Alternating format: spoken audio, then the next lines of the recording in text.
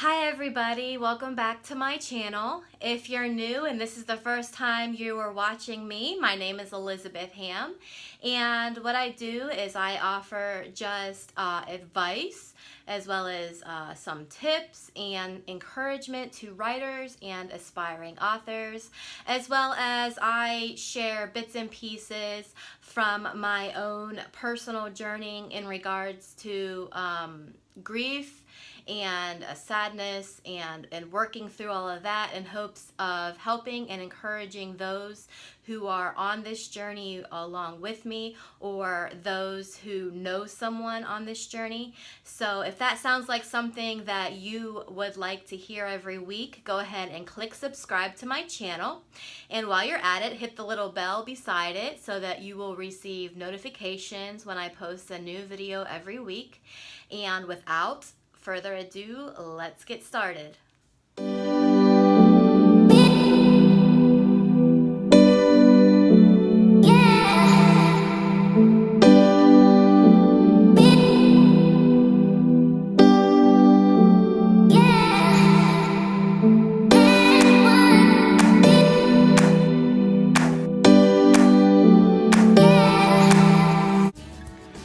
Today I wanted to talk to you about poetry and maybe a little bit behind what goes into me writing my poetry. And hopefully if some of you wonder, I want to learn how to write spoken poetry, or in other words, slam poetry. It's been called button poetry. There are just different names to it. Basically, you see these people, they stand up behind a podium and they pour out their heart to their audience, and it's just so gripping.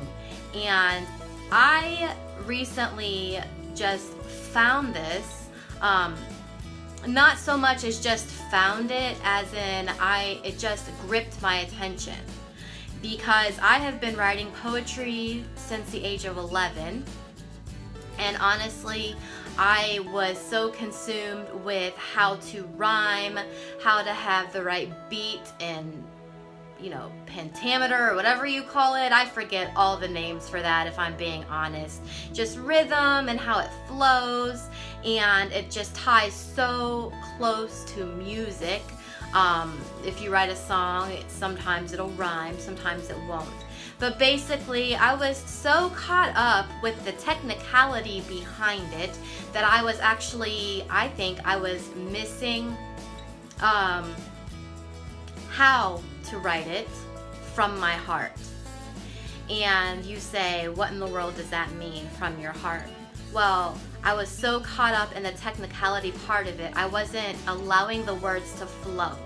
I wasn't allowing the right words to be put out on paper, and it sometimes, to me, it sounded choppy and robotic, and I had people like it, and I won poetry contests with it, and I even was published in the Library of Congress several times. But looking back, I see that as simple. I'm not saying it was ugly, but it just wasn't who I was, true to myself. It wasn't pouring from my heart. It was more along the lines of I was following a certain formula. And I guess the whole topic of this conversation I'm having with you today is I feel that you can't teach somebody to write, but you can open up and you can give tips, you can give advice, and you can kind of guide them along to, write what they want to write. And with writing, and even writing poetry, comes a lot of practice. Just like anything else that you do in your life, whether it be acting, singing, playing an instrument, riding a bike, cooking, driving a car, even walking. If you think about it, some of us have been walking since 9 months old, and now you do without even thinking. Some of us have been driving since we were 16, I don't even think when I drive, unless it's pouring down rain and there's traffic everywhere, then yes, I am really concentrating. But you get the drift of what I mean. As with anything else in your life, it takes a lot of practice, a lot of dedication, and you only get better with time. So that is my advice in regards to poetry. Now, I do have a list of 5 things I wanted to share with you that you could kind of follow. And this is just something that I do when I sit to write a poem. Now, when I was working on my Colors of the Heart, which is currently now with beta readers, there were some poems that I gathered from my life from all the way back as 5, 6, 7 years ago that I doctored up and I put into this book. But I knew I didn't have enough that I wanted to share. Of course, I had other poems that I had written, but I didn't want to put them in this book. So I decided to add my own, newer poetry from right now. And that's what I did in NaNoWriMo, in the Camp NaNoWriMo in April, to add to this book so that it's not just 10 poems gathered together. I wanted it to be a little bit more than that. So when I sat down to write, I sat down and I just started listing a whole bunch of things that I was passionate about. So that brings me to point number 1. What are you passionate about in your life? I wrote down everything from my country to our freedom to love, relationships, grief, just imagination, fantasy, expectations, life tips, all kinds of things. I just wrote down this huge list of things that I was passionate about that could be potential titles to poems. And when I had that done, I decided, you know what, I'm going to write 1 poem a day. So I set out to write 1 poem a day, which turned out to 2 poems a day, and then I would come up with another idea that would go on that list, and before you know it, I had my poems, and I knew that that book was done. So number 1, what are you passionate about? What is it in your life that drives you? What is it in your life that has taught you a lesson? What is it that you wish to talk about, to share with others? What is it that even your most vulnerable parts of you that you are kind of hesitant, but you really need to let go? Just let go. What is it? Just write it down. Write a whole list if you want to, or if you just have 1 or 2 things, that's fine. But don't edit as you write. Just get it all out. Number 2, turn your thoughts into poetry. When I took my poem, my spoken word poem, that I put up on May 7th, the 3 years since my dad passed away, I actually found it in a journal of mine. And it was a full-blown letter that I had written to him the day before we had his funeral. And I took it and I said, you know what? I would love to share this with somebody so they know where my head was during that time.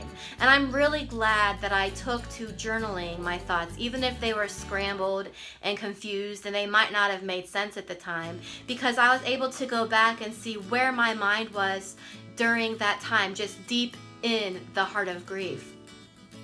And now 3 years later, I said, you know what, I can take this and I can turn this into spoken poetry. I can take these thoughts that were written down in this journal and turn it to spoken poetry.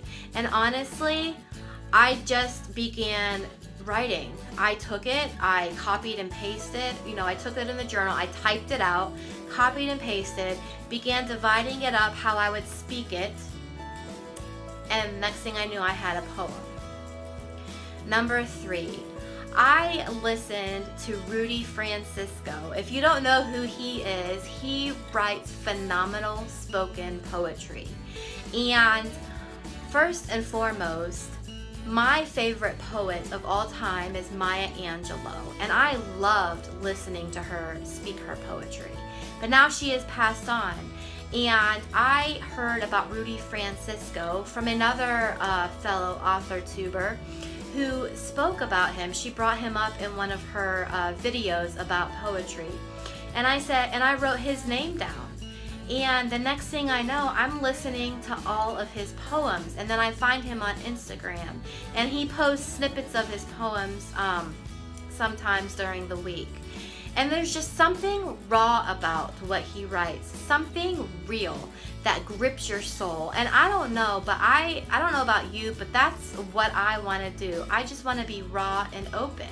And as vulnerable as that makes me, honestly, the more I've ever been kind of holding back sharing pieces of a certain poem with anyone, but I went ahead and did that, it seems as if when I did that, I received more response and was blown away, where people said, wow, this is phenomenal. And I was like, really? You think so? It's not crazy, that I think this way? And honestly, I think poetry has a lot to do with vulnerability. Number 4, just use adjectives and adverbs and think of your 5 senses when you are writing. One thing about poetry is it is not literal. Literal meaning it feels as if someone has taken a knife to me and sliced out my insides.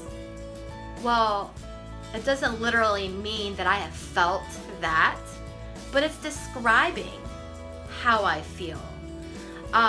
Adjectives, adverbs, to intensify the nouns and the verbs within your poem. There was one that I posted, I think it was last week or the week before, on my Instagram, where I likened a person's words as if it felt like 1,000 paper cuts slicing across my skin, where now there are scars where those cuts have been. It doesn't mean I have felt 1,000 paper cuts across my skin, but it's describing it so that the person listening in the audience or even reading it in a book can feel that emotion. They can imagine, oh man, that is terrible. That is how this person feels. Number 5, and this is, I think, the most important part, just write. Don't overthink it. It's not complicated. Take what you're passionate about. Turn those thoughts into words on a paper. Listen to people like Rudy Francisco and other spoken word poets, and listen how they grip their audience, and use those adjectives, adverbs, and those descriptions on how you feel, and just write. That's my number 1 tip to you, because if you overthink it, which I did for so many years, I overthought poetry, and I realized I have this gift that I'm sitting on because I'm so worried if these words are flowing in the right fashion, if they make sense. It doesn't matter, because honestly, there will be people who read your poems who don't get it. They'll scratch their heads, and if you decide to do spoken word poetry and you are in front of the audience, they might not get it in the audience. But then there are those who just get it. They get you. It grips them. And that's okay, because when it comes to poetry, you're putting yourself out there. I have a poem called Colors on My Sleeve, and it's talking about the different emotions that someone has on their sleeve. Basically, when you're writing poetry, you're putting your emotions out on your sleeve for people to react any way they want, and you can't control that. What you can control is just knowing this was from your heart, just knowing that you were the artist behind this, and you were passionate about this particular subject, and you want to tell someone exactly how you felt, what you did to go through it, what you're doing now, and you are passionate. And I promise you, there will be people who get it and they will know, and you will be able to help others. I have read poems on depression, on anxiety, on anorexia, on cutting, you know, when girls or guys, I don't know if guys do, cut because of anxiety. I've read depression on death. Or poetry on death. I've read, listened to poetry pertaining to just different things that people have gone through. I listened to this one girl who wrote a poem to her mom talking about how she raised her and her sisters and brothers, and how her mom wasn't there for her, and how she felt during that time growing up, and how she felt alone. And basically, you're telling the story of things that have happened, and you will reach the right people, and that's all that matters. So I don't think there is a rhyme or reason or a specific formula when it comes to poetry. My advice is to just write. Get your words out there. Not everyone will write poetry, okay? Not everyone has a desire to write poetry. But for those of you who are bringing up this video and you're looking, you know, how do I write this poem? I really want to know if I'm doing it right. Honestly, you're doing it right because you've taken the first step to seek out, to listen to this video, and in hopes of possibly bettering yourself or squelching the self-doubt that you have in your mind. So that's just a little bit of how I write poetry and how I want to encourage you to continue your journey in writing poetry. I plan on hopefully putting up another spoken word poem on my channel for the month of June. It takes a little bit of time. I'm still learning the ropes of recording it and putting the pictures together, and it is so fun to me. It is like art. It's like putting together this little project and this little baby, you know, you're so proud of it because you put it together. And it's essentially art. So look forward to that. And I want to end this by saying if you liked this content, if it helped you in any way, go ahead and click the like button. And I want to ask you a question today. What is it that you're passionate about? Put it in the comments below. If you're going to implement any of what I spoke about today, also put that in the comments below. Let's start a conversation. I want to get to know my followers. I want to get to know you, and I will reply to you. Not above that. You will see how to follow me on my Twitter, my Facebook page, and my Instagram in the comments that are below this video. I will link Rudy Francisco as a button poetry or poet in the description as well, and you can go and listen to him because I think he's just phenomenal.